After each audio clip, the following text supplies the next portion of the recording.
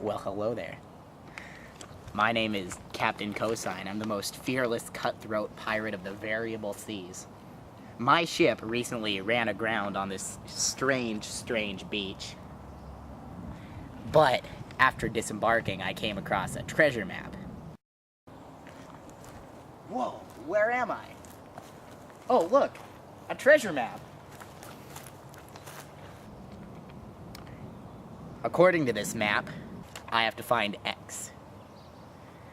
To get there, I'll walk 100 steps north, 50 east, then halfway back to my starting destination. But since I don't know which direction to go from the second waypoint, I'll need to use a magical form of witchcraft known as trigonometry. Let's go. Uh-oh. I think I'm lost. Oh, that's better. Well, 100 paces due north.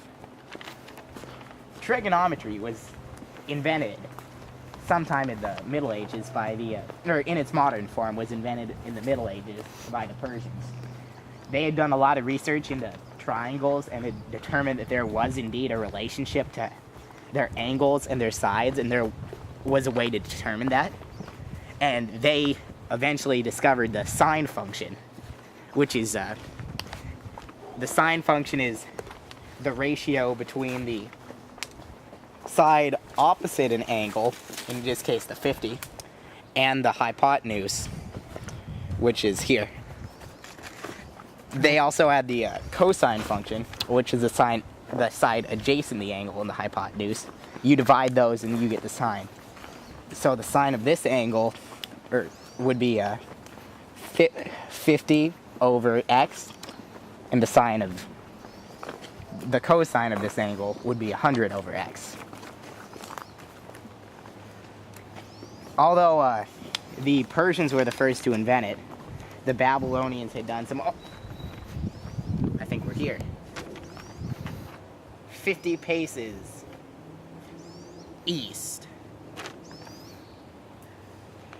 The Babylonians, in the thousands of years BC, had done work with triangles and in fact, they were the ones that invented degrees. The Greeks also knew a lot about triangles, such as Euclid, who invented geometry in its present-day form. But he didn't have a formal sine function. But besides that, he knew a lot of the principles of trigonometry as they are today. Trigonometry has a lot of uses, widespread uses.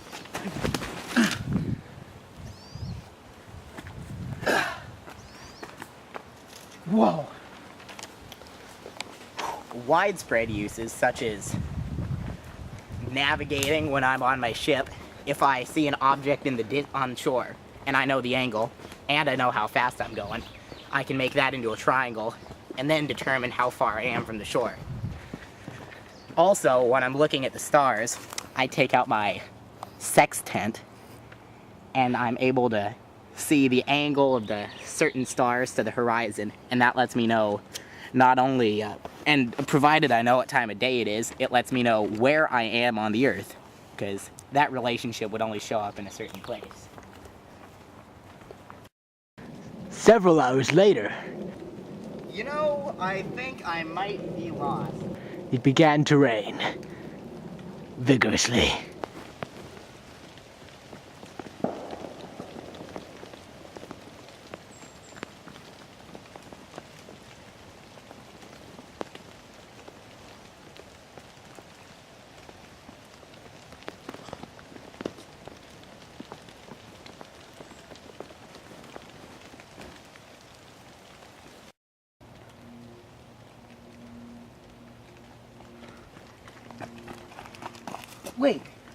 Wait, what's that?